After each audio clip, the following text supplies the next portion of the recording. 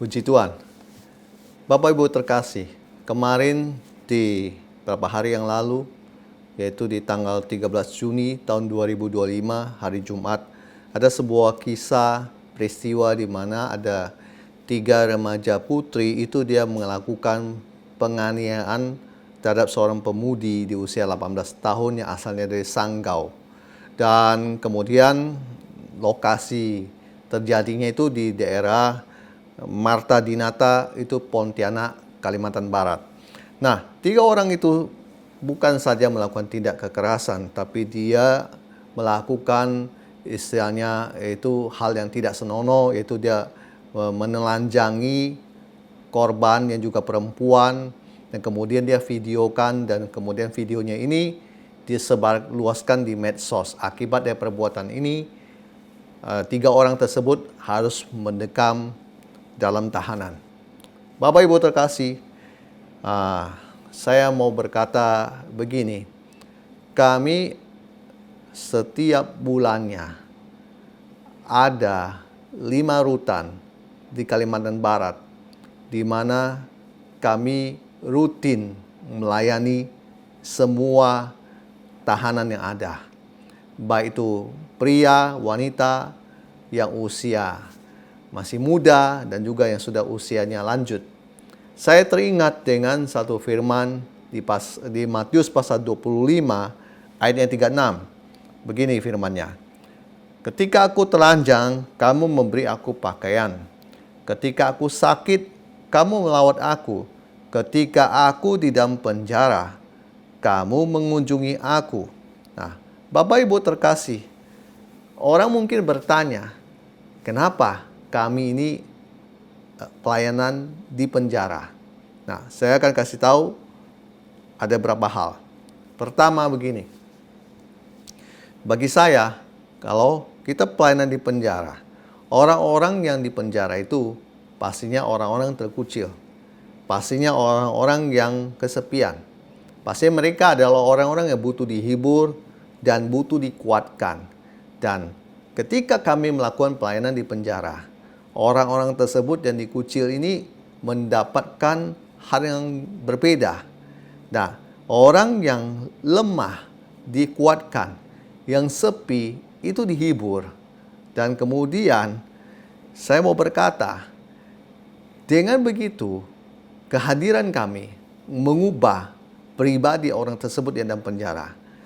Yang berikut yang kedua, Bapak Ibu tahu nggak, kalau orang-orang dalam tahanan, mereka adalah orang-orang yang ada di persimpangan. Maksud saya di tengah-tengah. Di antara dia bisa tambah jahat atau berubah. Biasanya kita akan menemukan, kalau tidak ada bimbingan rohani, tidak ada orang pelayanan dalam sebuah penjara, maka orang tersebut tidak mendengar Injil, tidak mendengar kabar sukacita. Nah, yang terjadi bukan bertobat, tetapi semakin hari semakin berubah menjadi jahat. Jadi kalau dia keluar dari situ, dia nggak berubah, dia tetap yang makai narkoba, tetap makai narkoba. Maka daripada itu, Bapak Ibu terkasih, kehadiran kami di sini, di dalam penjara tersebut maksud saya, membawa mereka yang di persimpangan itu menemukan Yesus. Bahkan ada orang-orang non-Kristen pun ketika mendengar pemberitaan Injil yang di dalam penjara itu, mereka bertobat. Dan saya bisa melihat bahwa itu yang terjadi, Bapak Ibu terkasih. Jadi yang ketiga adalah begini, Bapak Ibu tahu nggak bahwa revival itu sesungguhnya sering kali terjadi ketika di dalam penjara. Nah, kenapa? Saya banyak melihat revival ini terjadi bukan revival orang sakit disembuhkan, tetapi di dalam tahanan penjara, revival itu terjadi. Dan saya banyak menemukan orang yang menangis. Ya, lepas daripada Bapak Ibu terkasih berkata, dia nak sungguh-sungguh nangisnya dan sebagainya. Oh tidak, saya melihatnya begini.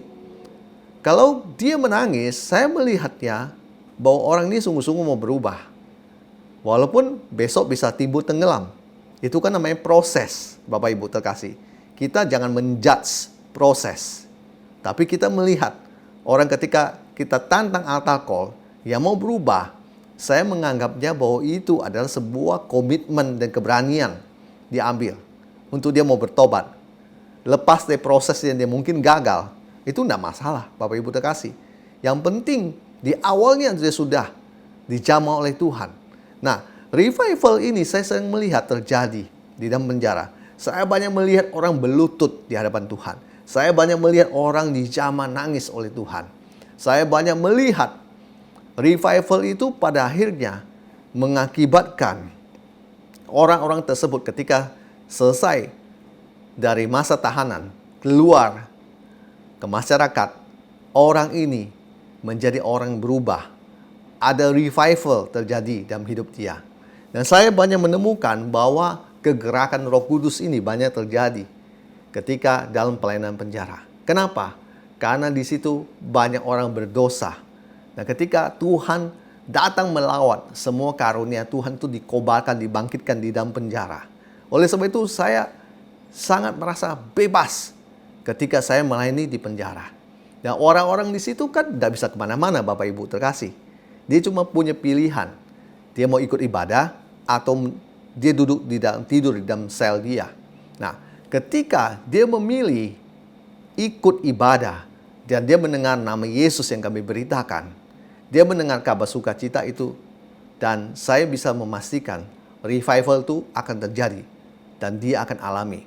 Seringkali hal yang membuat hati kita terharu adalah kita melihat orang-orang yang keras ini, tetapi ketika dijamah Tuhan, semua menangis dan berubah.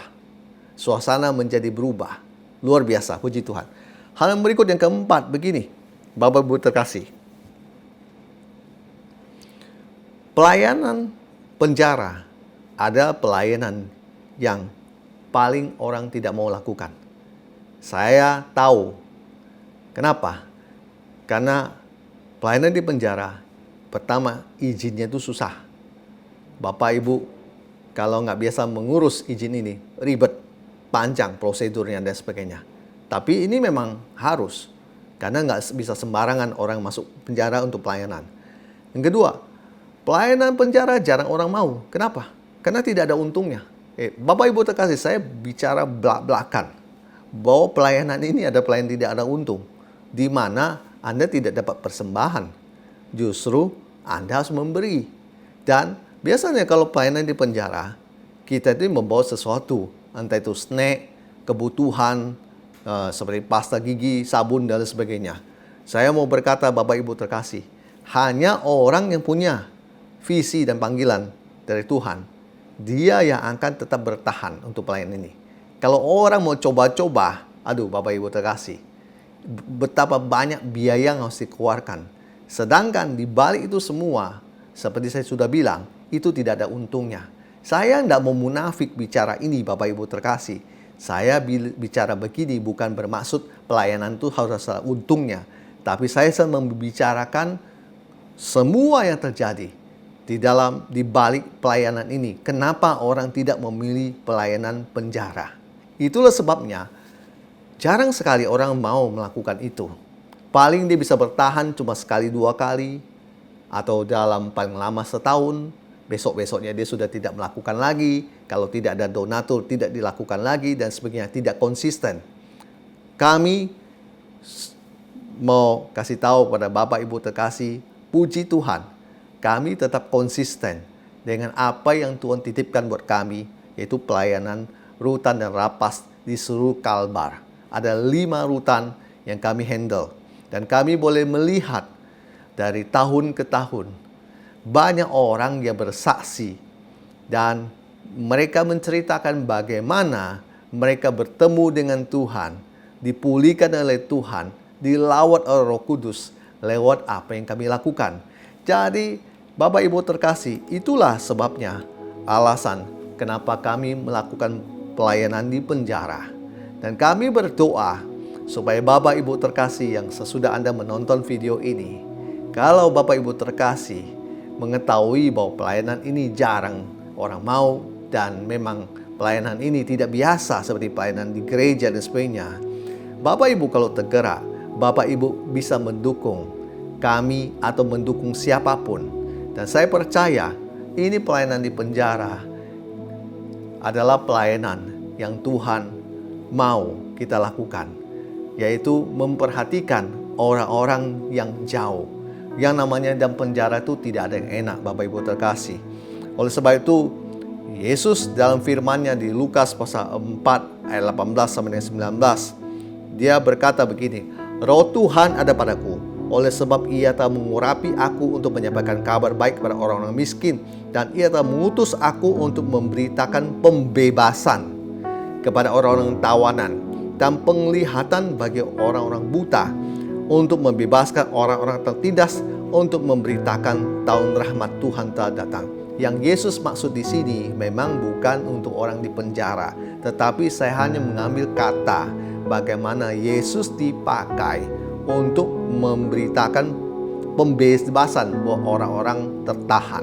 Saya percaya mereka yang dalam tahanan, yang namanya tahanan itu tidak enak, hidupnya tidak enak, semua sangat tidak nyaman. Bahkan Bapak Ibu terkasih masuk, Bapak Ibu akan menemukan banyak penjaga dan sebagainya, dan mungkin wajah yang kurang bersahabat atau gimana, tapi itu semua memang normal begitu.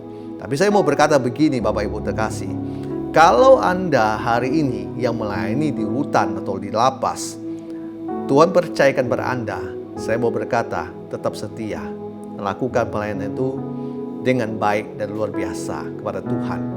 Kalau Bapak Ibu terkasih baru mendengar itu atau sudah mendengar, Bapak Ibu terkasih bisa menjadi partner untuk menopang pelayanan ini. Karena pelayanan ini saya sudah bilang dari awal bahwa ini pelayanan dalam arti kata tidak ada untungnya. Bapak Ibu, kita harus berkorban untuk mereka yang di dalam. Kita harus memberi untuk mereka.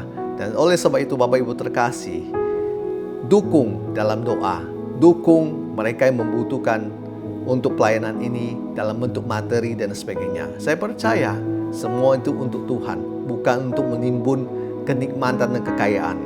Biarlah nama Tuhan terus dipuji, dimuliakan, dan biarlah banyak orang ketika sudah keluar dari tawanan, sudah keluar dari tahanan, mereka yang sudah bertemu dengan Yesus secara pribadi di penjara, mereka akan keluar menceritakan bagaimana Tuhan mengubah hidup mereka. Yang terpenting adalah ketika mereka sudah keluar, mereka bukan hidup lagi seperti manusia yang lama ketika mereka ditangkap dan dijebloskan ke dalam penjara. Itu hal yang penting. Doa saya, kita terus maju dalam setiap pelayanan yang kita lakukan, khususnya bagi Anda, Bapak Ibu terkasih yang punya ministry atau gereja yang masih bergerak dalam pelayanan di penjara. Tuhan Yesus memberkati kita semua. Puji Tuhan. Amin.